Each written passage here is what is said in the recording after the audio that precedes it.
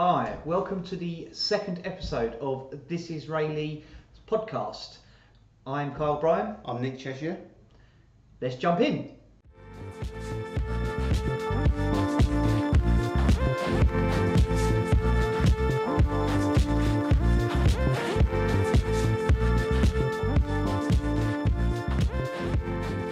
So, now we're back again doing the new stories. I just want to start off personally and just say thank you very much to everybody that has commented and made suggestions and liked the page and shared the page. From me personally, thank you very, very much. There was over 3,000 people that viewed the last video, so let's try and beat that this time. We also had about 20 comments as well, so I think we should start by going through a couple of them comments and just sort of discussing them a bit more. So the first one is from Stevens Deborah. I'm assuming it's Deborah Stevens. She says traffic infrastructure. That's a good one. That's the first comment. I think that's a very, me personally, I think that's a double-edged sword moment, personally. It is, because we want people to be buying in Rayleigh, investing in Rayleigh, shopping in Rayleigh, using the high street, and they've all got to get here somehow. So that's going to be, majority is going to be coming from via car. Well, where do they park as well?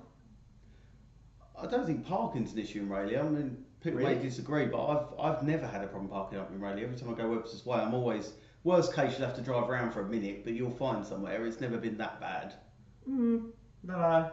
But I think that the thing is that there's the infrastructure. I think it's quite obvious the infrastructure isn't there to cope with the amount of cars that's going to be on the road, especially with the new developments. Yeah, there is cause for concern with the infrastructure, but the problem is, with a town as old as Rayleigh is, what can we do to ease it? We've got to build new properties. The government's got a quota to build a certain amount of properties, so they've got to carry on building. They've got to build somewhere. It's a bit difficult to improve what's there. Yeah, I mean, I think we came up with a couple of ideas, didn't we? And I think we're going to pitch that to you today. Is when they made Rayleigh High Street one way, I think that's a really good idea.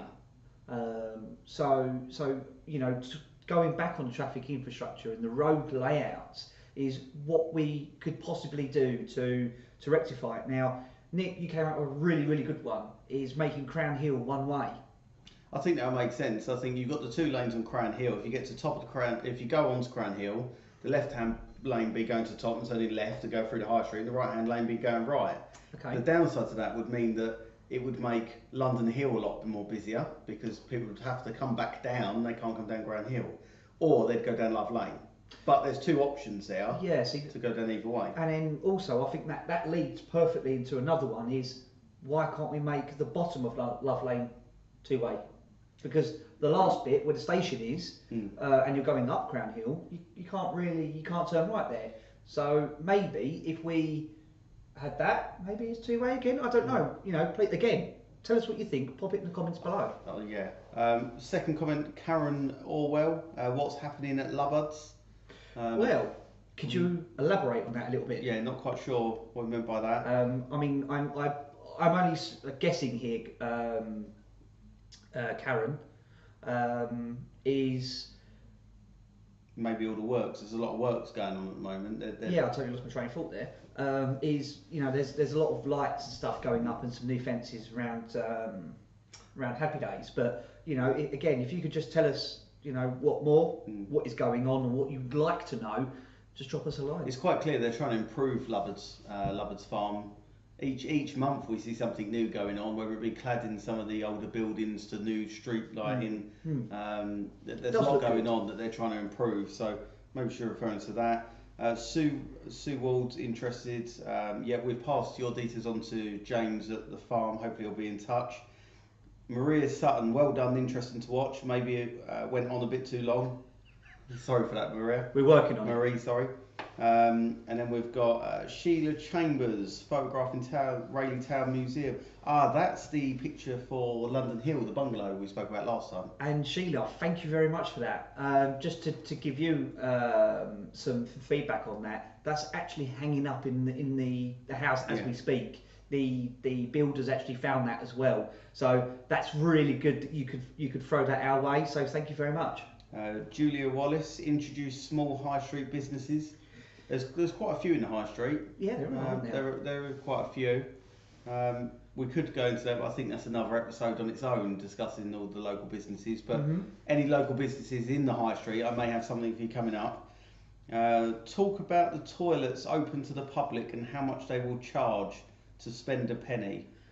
Although I thought in Rayleigh we'll be getting street pastas that help people at night time in need. The Guardian Angels.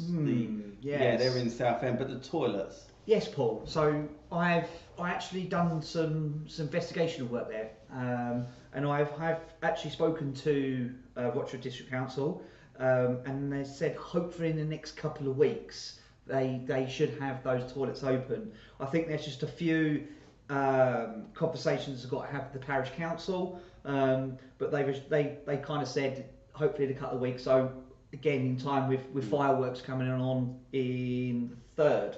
Yeah. So hopefully they'll be open for you then. Then we've got Diane, very informative. Thank you, Diane. Vanessa Turner, I'm rather interested to know a little bit more about the gin tea bags. Maybe a demonstration of that next episode, guys. Well, I think both me and Nick here have kind of agreed that, I mean, if any of you guys know the guys at Oxygen, or Oxygen themselves, if they are watching, come and knock on our door, because I think I would like to see a demonstration of that. I'm not going to speak for Nick, but I think it's a no-brainer. And obviously you guys as well watching it, if you would like a demonstration of how these infusing tea bags are from Oxygen, please drop us a comment, please give us an email, or come and knock on the door. And maybe we'll get them in to show you a demonstration. I think that would be a good. Sounds like a plan. And plus we get to have a couple of free drinks, I think. Why not? There's always a positive there, isn't there? Always a positive. So one of the other things we launched this week is the thisisrayleigh.co.uk website. So we've now got a website live. One of the things that we've put out on there, and some of you have been commenting on, is we've got discount cards. Now the cards themselves are due to be delivered soon, so we'll be giving them out shortly. But there's a few companies that have already signed up. So the deal is we will advertise you on the website completely free of charge. We'll promote you on the social media page as well. All we ask in return is that you offer some sort of discount for residents that hold the This Is Rayleigh discount card. So simply present that and get their discount.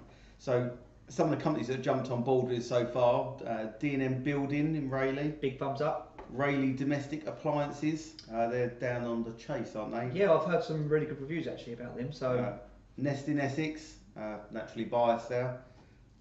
Four Seasons Complementary Health, Brooks Waste, BPE Property Solutions, and Get Pro Copy Limited.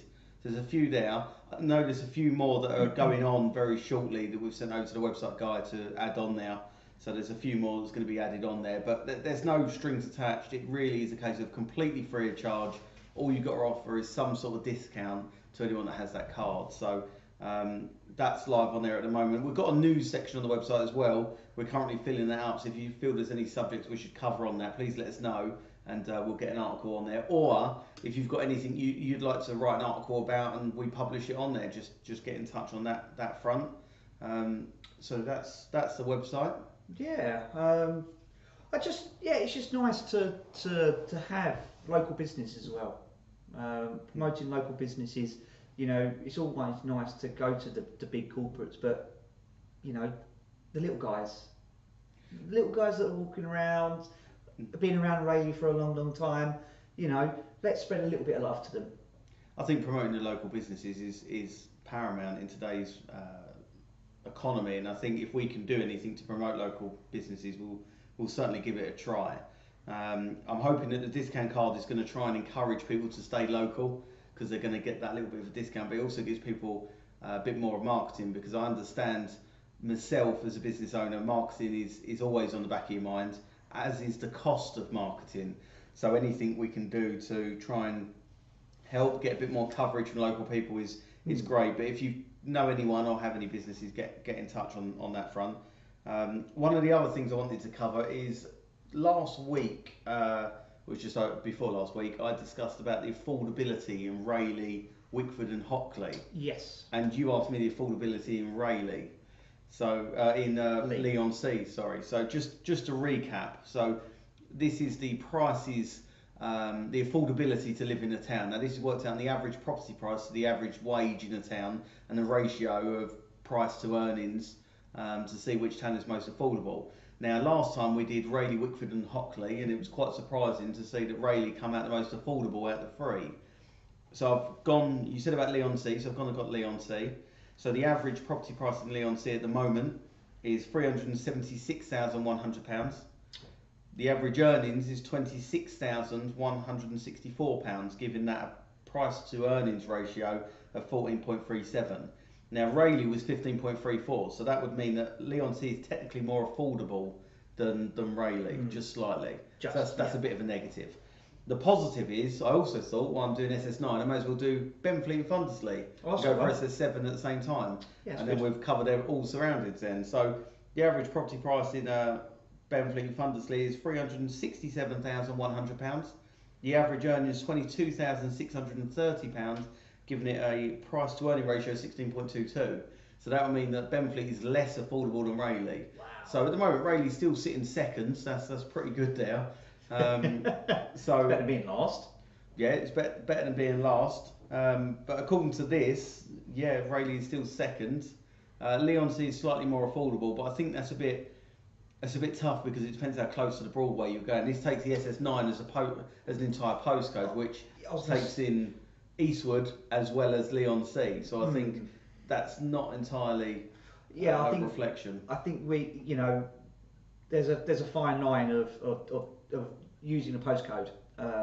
Like Nick said, it's taken into Eastwood as well. I think when we start going towards the Broadway, Pall Mall area, and of course closer to the estuary, I think we all know what the prices are.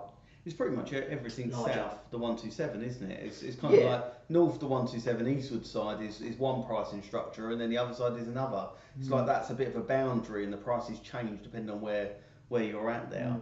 But Eastwood's a very confusing one because Eastwood tends to be slightly cheaper than Rayleigh in property prices. Yeah. And then Leon C, although Eastwood is Leon C, it does kind of pop up a bit when you get closer to Leigh. So although Leigh is technically on paper more affordable than Rayleigh, I would kind of dispute that if we broke that down into Leon C and Eastwood. I think there's got to be a fine line. But that is still pretty close. 14.37, 15.34. That's pretty close. Yeah, it's pretty good, I think. So yeah, that covers that. That's impressive. Yeah. I've just been noticing, obviously keeping some eyes on the Times and various groups. Now there is a little bit of uncertainty going on in Rayleigh High Street. Now I think we all know what it is, but I don't know whether to talk about it now or for a next one. What do you think? I think there's not enough released at the moment as to who is going to be taking over that space. I think once we know a little bit more on who's going to be taking over it, I think that's going to answer a lot of questions there. But I think that's a good one for next week. I think. Yeah, I think we'll leave that to the next episode. But now you're wondering what it is. Yeah. I think we can all guess what it is, but Yeah. That's going to be a good one for next week, most definitely. So I think that's it for this week. I think we can wrap it up there. Well, thank you for watching. It's been an absolute pleasure again. And we'll see you in the next one. Until next time. Cheers.